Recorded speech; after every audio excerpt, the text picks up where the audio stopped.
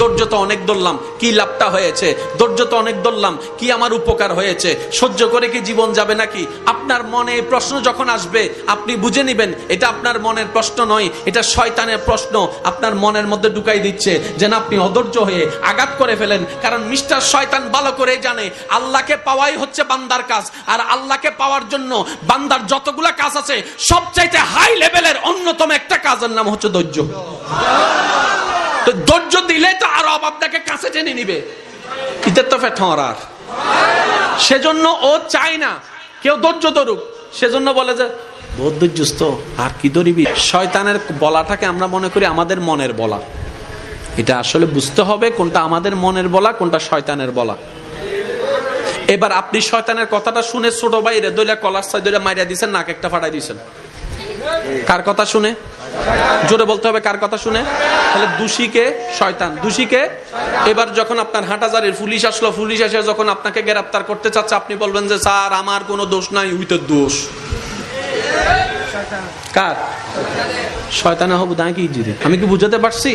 ঠিক একই ক্যারেক্টারটা শয়তান হাসরের ময়দানেও করবে। আমরা যখন বলবো আল্লাহ নামাজ শয়তানে পড়তে দেয় নাই, শয়তান ডাইরেক্ট উল্টে যাবে। আমি কি বুঝাতে পারছি আমার যুবক ভাইদেরকে কথা?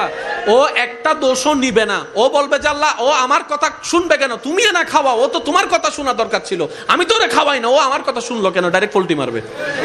তো যে পোল্টি মারবে তার দলে যাওয়ার কোনো দরকার। সেজন্য মনে রাখবেন যেখানেই আপনার বিপদ আসবে মনে রাখবেন ধৈর্য ধরার নিয়ামত আল্লাহ আপনাকে দিচ্ছে। কেন? আল্লাহ আপনাকে গুনাহ মাফ করাতে চাচ্ছে, আল্লাহ আপনাকে জান্নাত দিতে চাচ্ছে, আল্লাহ আপনাকে কাছে টানতে চাচ্ছে।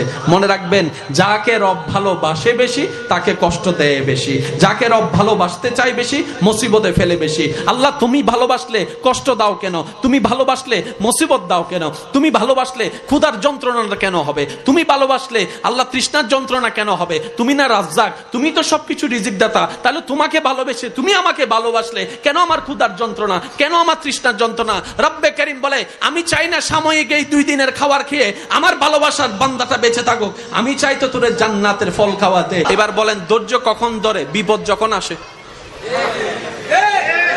ধৈর্য কখন ধরে? বিপদ কখন আসে? কষ্ট যখন আসে। কষ্টের পরেই বিপদ, বিপদের পরেই ধৈর্য। এবার আমি বলবো আপনারা শুধু আছে না নাই, আপনারা যেটা মন চাই সেটাই বলবেন। এজিদ বাহিনীর কাছে ফানির কষ্ট আছে। ওয়ানাকসিম মিনাল আমওয়ালি ওয়াল আনফুসি ওয়াস সামারাত ওয়াবাশশিরিস সাবিরিন ওয়াবাশশিরিস সাবিরিন ওয়াবাশশিরিস সাবিরিন আল্লাযিনা ইযা আসাবাতুহুম মুসিবা ক্বালু ইন্না লিল্লাহি ওয়া ইন্না ইলাইহি রাজিউন। আমি রব কার সাথে আছি জানো? যারা ধৈর্য ধরে। ধৈর্য কারা ধরে জানো? যারা কষ্ট পায়। আল্লাহ কিসের কষ্ট? বলে যে পানির কষ্ট, খাবারের কষ্ট, ভয়ের কষ্ট, সম্পদ নষ্টের কষ্ট, জান নষ্টের কষ্ট।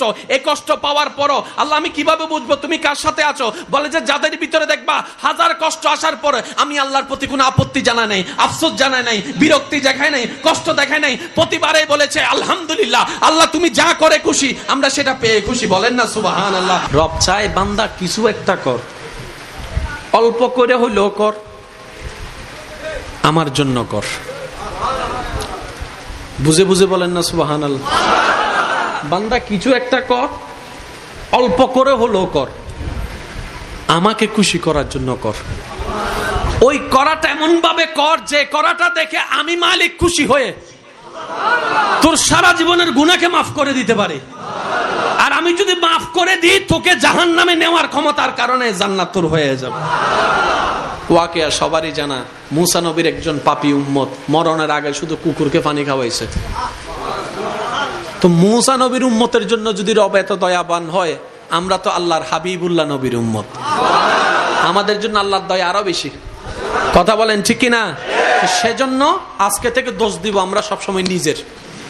ব্যর্থ হয়েছি আমার দোষ।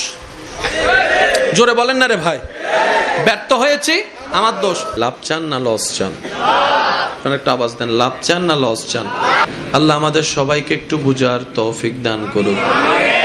ও আল্লাহ, তোমাকে খুশি করার মতো কোন আমল এখনো পর্যন্ত আমরা কেউ করতে পারি নাই, কেউ পারি নাই। তো তোমার কাছে একটাই ফরিয়াদ, মওলা আমাদের উপর তুমি নারাজ হইও না, আমাদেরকে তুমি ফেলে দিও না।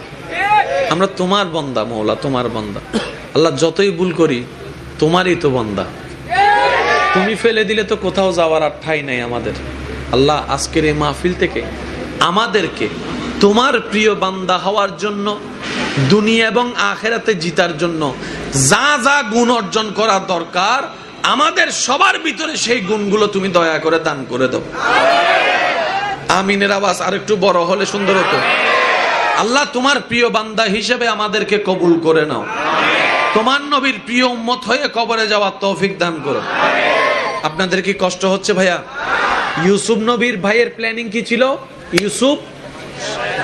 ইউসুফ আল্লাহ পাক বলে যে এখনো দিন বাকি আছে, এখনো দিন। এবার দেখেন ইউসুফ নবীকে ওখান থেকে নেওয়ার পরে, তোলার পরে যা যা সব কি জানেন আপনারা, শুধু মনে করিয়ে দিচ্ছি। ওনাকে একজনে কিনলো, কিনার পরে বলে যে বাজারে তুল, বিক্রি করব। কি হিসেবে? গোলাম হিসেবে। ইউসুফ নবীকে বাজারে তোলা হয়েছে কি হিসেবে? সবাই বলে না কি হিসেবে? গোলাম হিসেবে, চাকর হিসেবে। জগৎ ওনাকে চাকর বানায় প্রেজেন্ট করেছে। রব বলে যে আমার প্ল্যানিং আলাদা, আমার প্ল্যানিং আলাদা। তোরা আজকে যাকে চাকর